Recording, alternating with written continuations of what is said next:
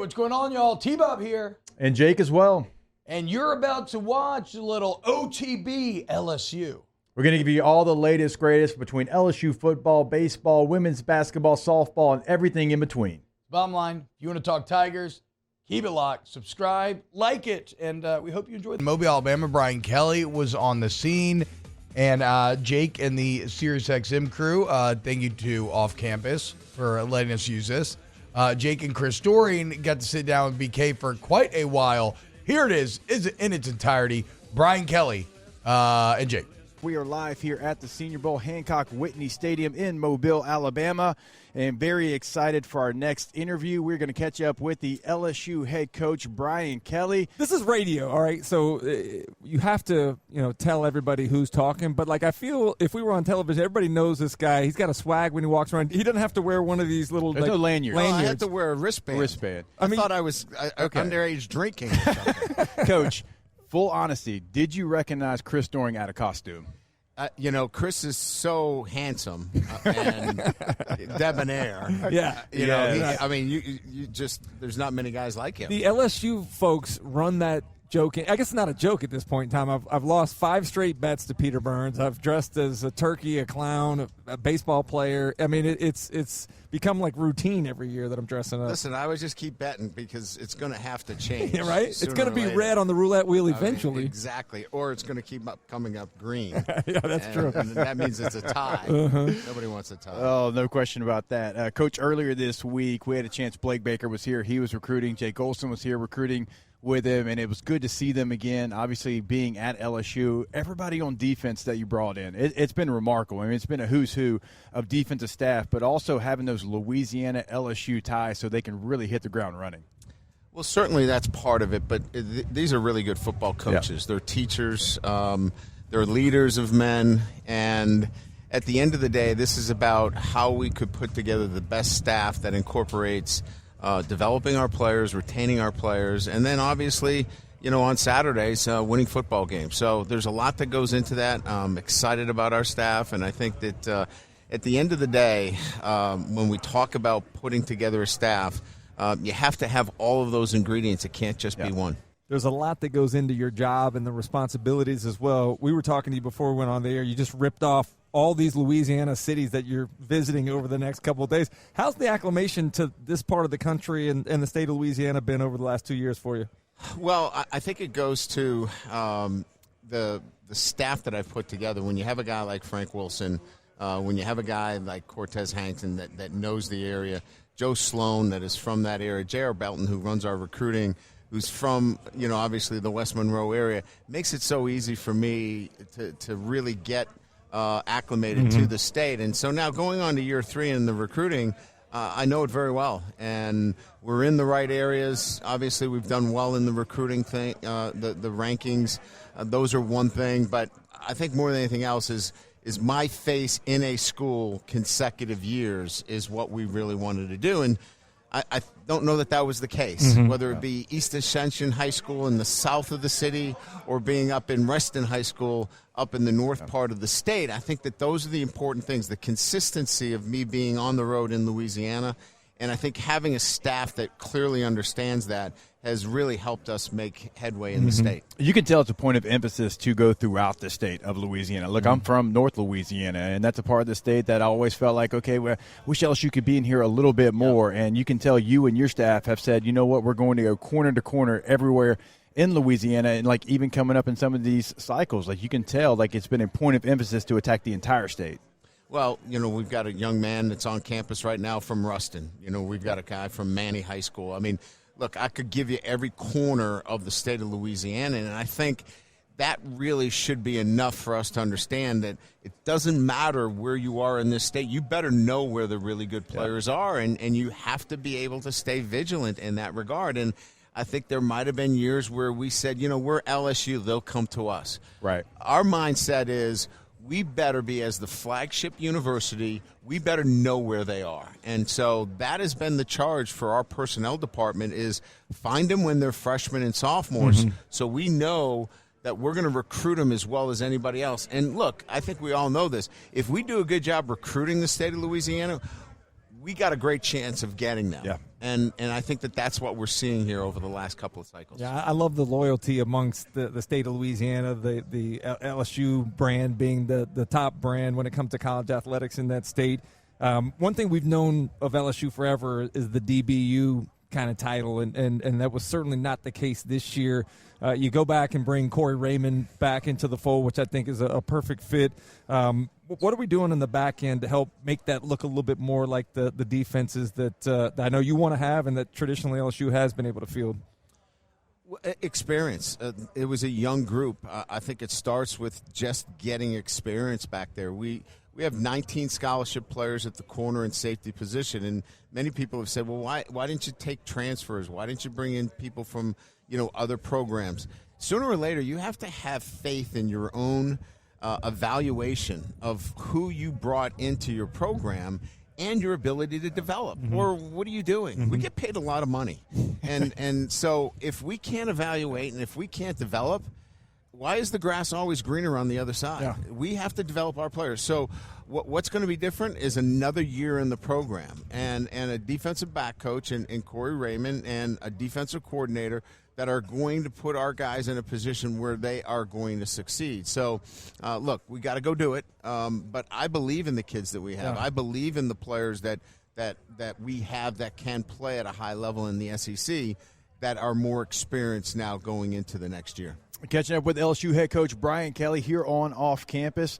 Now, Coach, in the bowl game, we got a chance to see Garrett Nussmeier. He was the starter. It was his team going into the bowl game, and it was cool to see Jaden there with y'all as well to really help him out through that situation. But he goes there and he thrives. And look, the yards were great, the touchdowns were great, but for me, it was the drive to go win the game. Right. That situation, and you can talk about how much that can mean going into an offseason because you win the team in situations like that. Yeah, so a couple of things stood out to me. One, his emotional control. I thought it was very even-keeled.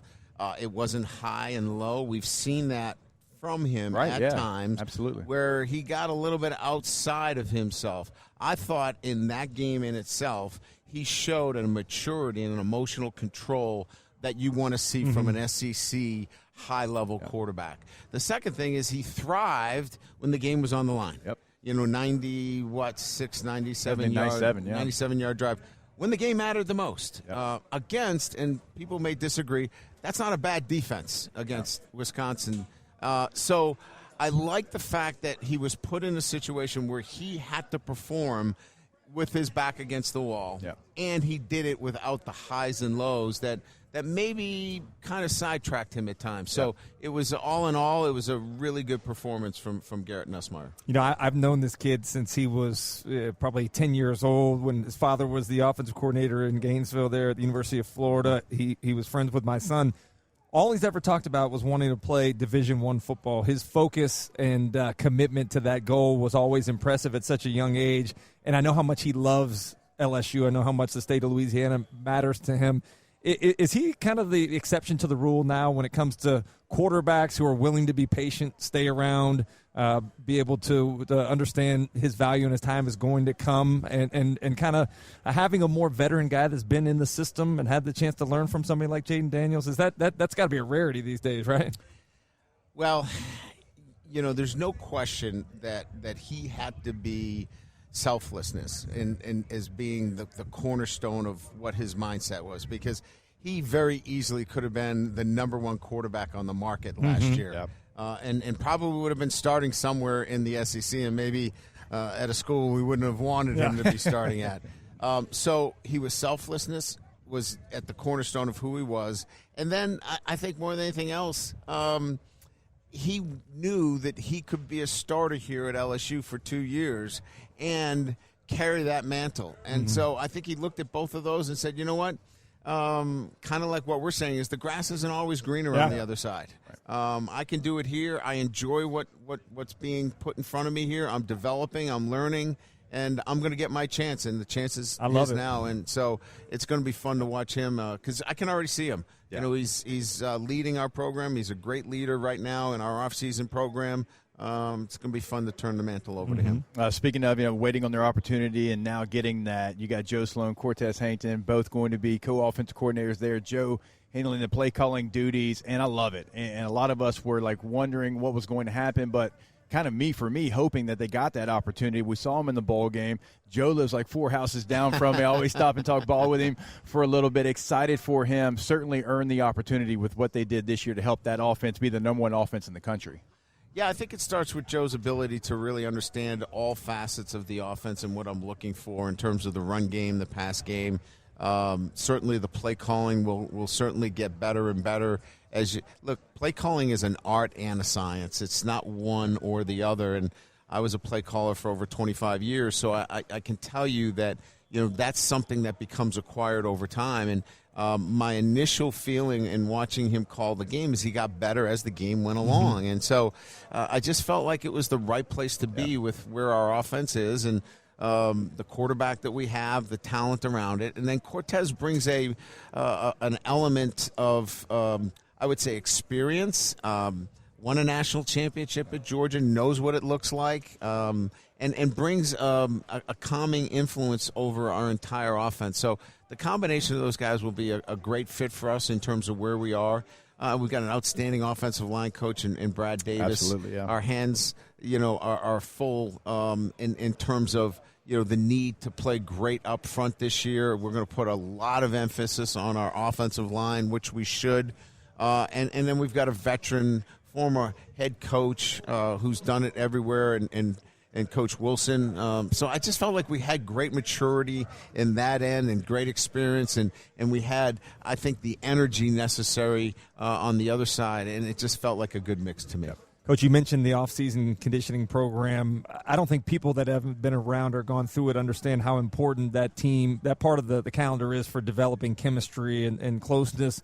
I think when you have a game like USC in game number one, it creates a sense of urgency that may not otherwise be there. What's that program been like, and what is it like to be able to point to a game that's going to take place against an iconic program in the stadium where the Super Bowl is being held here in a week?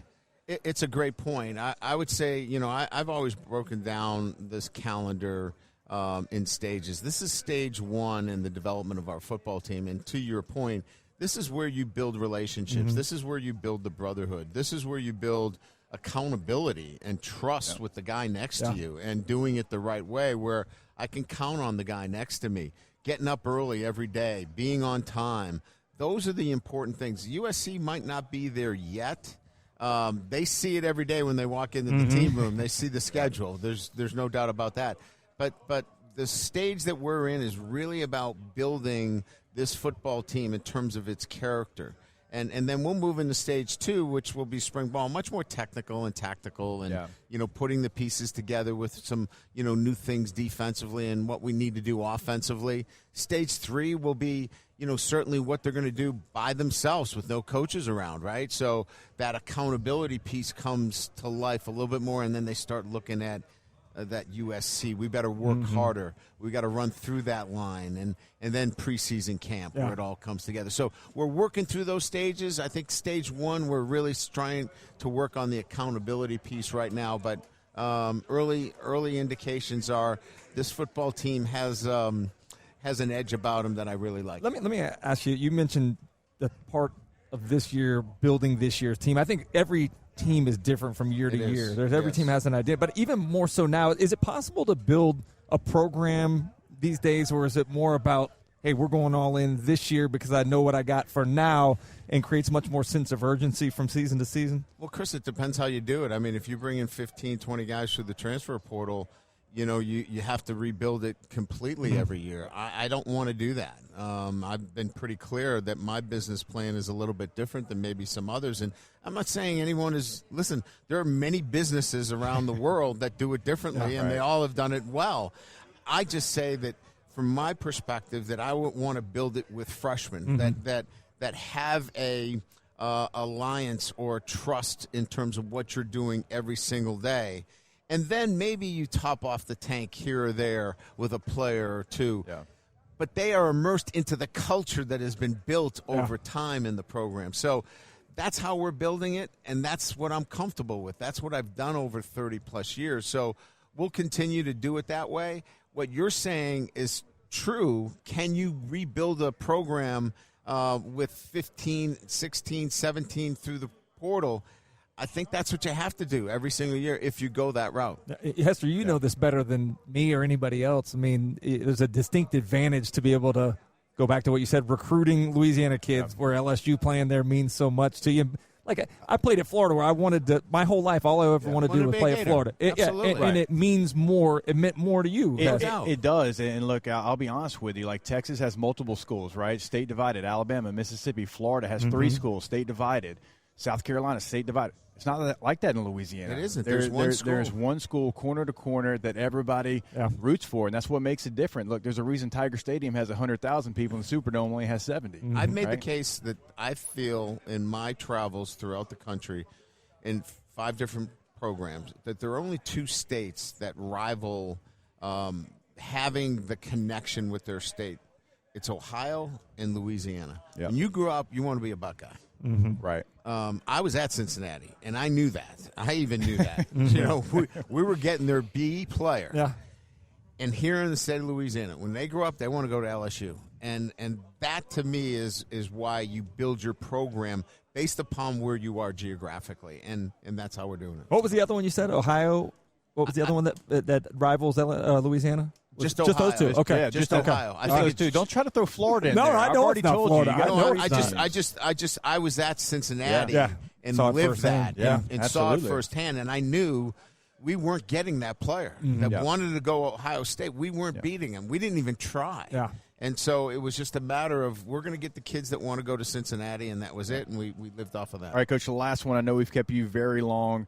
Still playing 8 SEC games, but the league is going to look a little bit different, adding 2 teams, getting rid of divisions. Does that change anything for you and your program this year?